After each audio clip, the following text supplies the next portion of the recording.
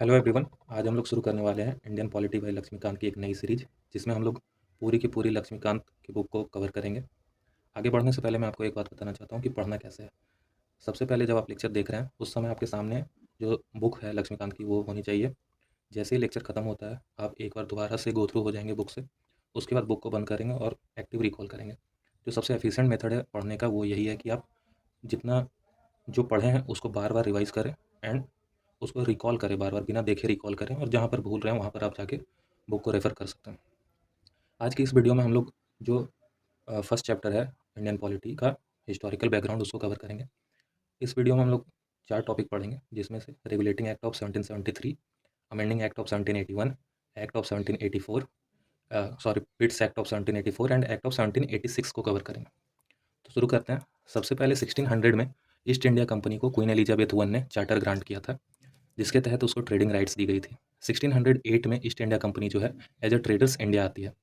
वहाँ से लेके 1765 तक वो एज अ ट्रेडिंग कंपनी काम करती है, लेकिन इस बीच वो एक टेरिटोरियल पावर के तौर पर इमर्ज हो रही थी। उसका कारण ये था कि जो मुग़ल एम्पायर औरंगजेब है 1707 में उसकी डेथ हो जाती है। उसके बाद मुग़ल एम्पायर में ऐसा कोई भी रूलर आया नहीं जो उसकी लेगेसी को मेंटेन रख सके। तो इस कारण से जो डिक्लाइन ऑफ मुग़ल एम्पायर था वो एक बड़ा फैक्टर बनता है। उसके बाद बैटल ऑफ पलासी होता है 1757 में, जिसमें ईस्ट इंडिया कंपनी जो है नवाब सिराजुद्दौला को हराती है। और यहाँ से जो विक्ट्री है it gave the company political control over Bengal. उसके बाद 1764 में बैटल ऑफ बक्सर होता है, जिसमें ईस्ट इंडिया कंपनी जो है वो मीर कासिम सुजाउद्दौला और शाह आलम टू जो मुगल एम्पायर थे उस समय के उसको हराती है। और यहाँ पर फिर 1765 में ट्रीटी ऑफ इलाहाबाद होता है, जिसमें जो कंपनी ईस्ट इंडिया कंपनी है उसको दीवानी राइट्स दी जाती है। दीवानी राइट्स में क्या था? राइट्स ओवर रेवेन्यू, मतलब बंगाल, बिहार और उड़ीसा प्रोविंसेस के जितने भी रेवेन्यू थे सबको कलेक्ट करने का अधिकार किसको मिल जाता है? ईस्ट इंडिया कंपनी को। जिससे ईस्ट इंडिया कंपनी को हेल्प होता है कि वो फाइनेंस कर सके अपनी लार्ज आर्मी को, वो अपने एडमिनिस्ट्रेटिव स्ट्रक्चर को और फर्दर टेरिटोरियल एक्सपेंशन करे। तो यहाँ से जो ईस्ट इंडिया कंपनी है वो एज अ टेरिटोरियल पावर अपने करियर की शुरुआत करती है।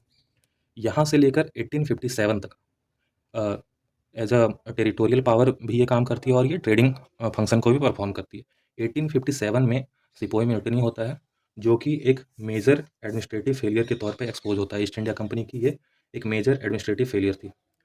1858 में 1858 में फाइनली ब्रिटिश पार्लियामेंट को डायरेक्ट रिस्पॉन्सिबिलिटी लेनी पड़ती है इंडियन एडमिनिस्ट्रेशन की। क्या रीज़न था? तो पहला रीज़न तो यही था कि जो रिवॉल्ट हुआ 1857 का, जो सिपोही म्यूटिनी हुआ, इसने एक्सपोज किया ईस्ट इंडिया कंपनी की एडमिनिस्ट्रेटिव फेलियर को। उसके बाद जो कंपनी की पॉलिसीज थी, जैसे डॉक्ट्राइन ऑफ लैप्स हुआ, सब्सिडरी अलायंस हुआ, इसने it triggered wide spread anger. उसके बाद जो ईस्ट इंडिया कंपनी थी वो एक क्या थी? ट्रेडिंग कंपनी थी, एक प्राइवेट कॉमर्शियल बॉडी थी। तो इसकी कोई भी अकाउंटेबिलिटी नहीं थी ब्रिटिश पार्लियामेंट के तौर पर।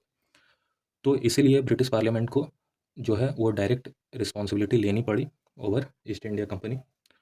उसके बाद वहाँ से 1858 में जब क्राउन रूल आता है, वहाँ से लेकर 1947 तक क्राउन ही रूल करती है, ब्रिटिश क्राउन ही रेगुलेट करता है पूरे इंडियन एडमिनिस्ट्रेशन को। और 1947 में फाइनली इंडिया को इंडिपेंडेंस मिलता है।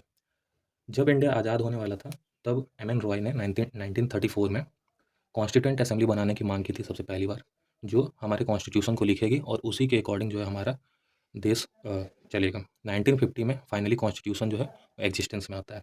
तो ये एक ब्रीफ इंट्रोडक्शन था कि कैसे एक East India Company as a trading company आती है और कैसे खुद को टेरिटोरियल पावर के तौर पे खुद को यहाँ पे इस्टेब्लिश करती है। और तो अब हम लोग देखेंगे कि जब 1765 में दीवानी राइट्स मिलता है, उसके बाद अ, बहुत ज़्यादा करप्शन, जो ईस्ट इंडिया कंपनी के जो ऑफिसर्स थे वो बहुत ज़्यादा करप्शन में एंगेज हो गए थे। And despite huge revenues from Bengal, the company became bankrupt and they asked British government for a loan.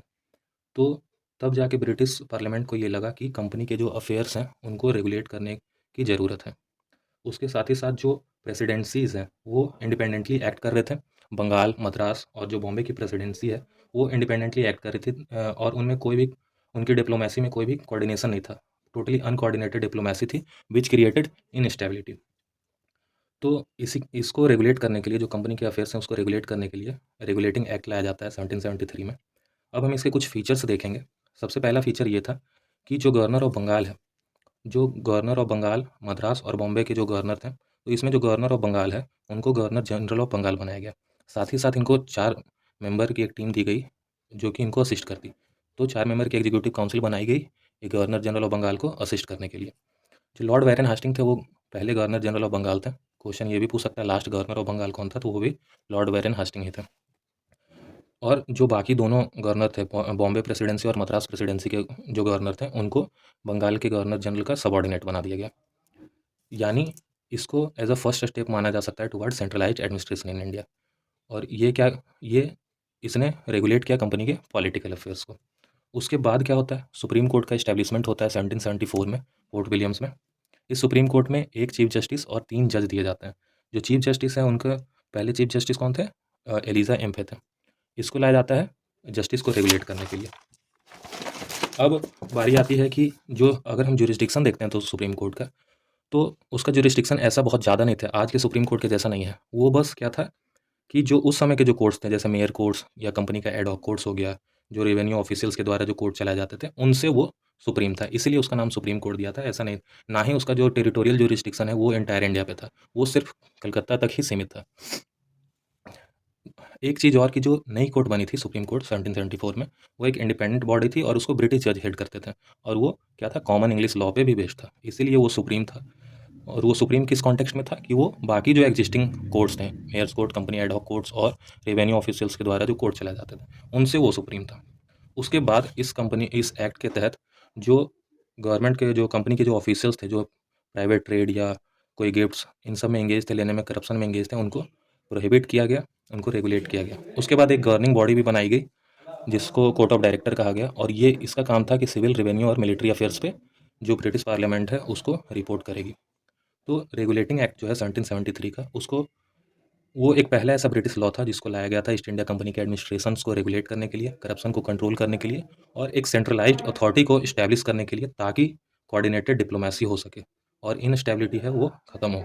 साथ ही साथ पार्लियामेंट्री ओवरसाइट था, ठीक है, ओवर ईस्ट इंडिया कंपनी के अफेयर्स पे। उसके बाद इस जो रेगुलेटिंग एक्ट ऑफ 1773 था उसमें कुछ डिफेक्ट्स रह गए थे, उसको रेक्टिफाई करने के लिए अमेंडिंग एक्ट ऑफ 1781 लाया गया। इसको एक्ट ऑफ सेटलमेंट भी बोलते हैं। इस एक्ट के तहत क्या हुआ, क्योंकि क्या हो रहा था कि जो गवर्नर जनरल इन काउंसिल है और सुप्रीम कोर्ट में काफ़ी मतभेद हो रहा था, दोनों की जुरिस्डिक्शन क्लियर नहीं थी। तो इस एक्ट को लाकर जो सुप्रीम कोर्ट का जुरिस्डिक्शन है उससे गवर्नर जनरल और उसके काउंसिल, कंपनी के सर्वेंट्स और जो रेवेन्यू मैटर है, इन तीनों को एक्सक्लूड कर दिया गया। यानी कि अगर गवर्नर जनरल और उसकी काउंसिल या कंपनी के सर्वेंट्स ऑफिशियल कैपेसिटी में अगर कोई एक्शन करते हैं तो वो उसमें सुप्रीम कोर्ट जो है वो इंटरफेयर नहीं करेगा। यानी कि कोर्ट जो है अब क्वेश्चन या इंटरफेयर नहीं करेगा कंपनी या ऑफिशियल्स की जो पॉलिसी डिसीजन है उसमें, रेवेन्यू मैटर्स में और एडमिनिस्ट्रेटिव एक्शन में। इसके साथ ही साथ जो मुस्लिम और हिंदू थे उनको उनका पर्सनल लॉ गारंटीड किया गया। यानी कि अब उनके अगर कोई मुस्लिम है तो उसको मोमडन लॉ के अकॉर्डिंग ट्रीट किया जाएगा और हिंदू है तो हिंदी लॉ के अकॉर्डिंग ट्रीट किया जाएगा। एक और चीज़ कि जो अपील्स थी प्रोविंशियल कोर्ट की, वो सुप्रीम कोर्ट में ना जाके कहाँ जाएगा, गवर्नर जनरल इन काउंसिल में, क्योंकि सुप्रीम कोर्ट का जुरिस्डिक्शन सिर्फ कलकत्ता के रेसिडेंस पे था। इसकी अथॉरिटी जो है वो प्रोविंशियल कोर्ट पे नहीं थी। तो प्रोविंशियल कोर्ट का अगर कोई अपील आता है तो वो गवर्नर जनरल इन काउंसिल में जाता था। यानी हाईएस्ट अपीलिंग बॉडी कौन थी, गवर्नर जनरल इन काउंसिल थी। उसके बाद गवर्नर जनरल इन काउंसिल को एम्पावर्ड किया गया कि जो कि वो रेगुलेशन बना सकते हैं, प्रोविंशियल कोर्ट और काउंसिल्स के लिए वो रूल एंड रेगुलेशन बना सकते हैं। तो यहाँ से साफ साफ दिख रहा है जो गवर्नर जनरल इन काउंसिल है उसको ज़्यादा एम्पावर्ड किया गया। इसका इसके पीछे का रीज़न वही है कि एक सेंट्रलाइज्ड अथॉरिटी इस्टेब्लिश करना। इसके बाद आता है, तो इसका कुछ सिग्निफिकेंस देख लेते हैं क्या है। जो अमेंडिंग एक्ट था 1781 का, इसने क्या किया, जो रेगुलेटिंग एक्ट के द्वारा जो कन्फ्यूजन क्रिएट किया गया था उसको रिजॉल्व किया। उसके साथ ही साथ इसने जुडिशियरी और एग्जीक्यूटिव के सेपरेशन में एक स्टेप लिया। स्मूदर गवर्नेंस और रेवेन्यू कलेक्शन को इंश्योर किया गया, और जो कॉन्फ्लिक्ट थी सुप्रीम कोर्ट और कंपनी के एडमिनिस्ट्रेशन के बीच में उसको क्या किया, उसको कम किया, और साथ ही साथ इसने गवर्नर जनरल्स की अथॉरिटी को स्ट्रेंथन किया। इसके बाद आते हैं पिट्स इंडिया एक्ट ऑफ 1784। इसको पिट्स इंडिया एक्ट इसलिए बोला जाता है क्योंकि जो उस समय के जो पीएम थे, ब्रिटेन के जो पीएम थे विलियम पिट, उन्होंने ही इस एक्ट को इंट्रोड्यूस किया था ब्रिटिश पार्लियामेंट में, ताकि जो रेगुलेटिंग एक्ट ऑफ 1773 की जो वीकनेसेस है उसको फिक्स किया जा सके। इसमें क्या किया गया कि जो कंपनी के कॉमर्शियल और पॉलिटिकल फंक्शन है उसको डिस्टिंग्विश किया गया। उसके बाद कॉमर्शियल फंक्शन को देखने के लिए कोर्ट ऑफ डायरेक्टर बनाया गया, और जो पॉलिटिकल फंक्शन है उसको देखने के लिए बोर्ड ऑफ कंट्रोल बनाया गया। कोर्ट ऑफ डायरेक्टर में कौन लोग थे? प्राइवेट बिजनेसमैन और जो इन्वेस्टर्स हैं वो लोग थे। बोर्ड ऑफ कंट्रोल में कौन लोग थे? तो जो ब्रिटिश पार्लियामेंट के जो कैबिनेट मिनिस्टर्स हो गए, जो सीनियर ब्रिटिश पॉलिटिशियंस हैं वो लोग। तो जो काम पहले कोर्ट ऑफ डायरेक्टर देख रही थी, अब उसको किसको दे दिया गया? बोर्ड ऑफ कंट्रोल को दे दिया गया। यानी सिविल, रेवेन्यू और मिलिट्री मैटर तीनों किसको दे दिया गया? बोर्ड ऑफ कंट्रोल को। तो इस तरीके से इस एक्ट के तहत एक डबल गवर्नमेंट का सिस्टम क्रिएट किया जाता है और and it shows the beginning of British crown supremacy. ठीक है। उसके बाद आता है एक्ट ऑफ 1786। एक्ट ऑफ 1786 के तहत लॉर्ड कॉर्नवालिस को अपॉइंट किया जाता है गवर्नर जनरल ऑफ बंगाल। जब लॉर्ड कॉर्नवालिस को governor general of Bengal appoint किया जाना था, तब लॉर्ड कॉर्नवालिस ने दो शर्तें रखी। पहला शर्त कि उसके पास स्पेशल केस में जो काउंसिल्स के डिसीजन है उसको ओवरराइड करने की अथॉरिटी हो सके हो। और दूसरा कि जो मिलिट्री अफेयर्स है उस पर भी कंट्रोल चाहिए था उसको, यानी वो कमांडर इन चीफ बनना चाहता था। तो इन दोनों शर्तों को हालांकि मान लिया गया था और इस एक्ट को पास करवाया गया और ये दोनों पावर लॉर्ड कॉर्नवालिस को दी गई।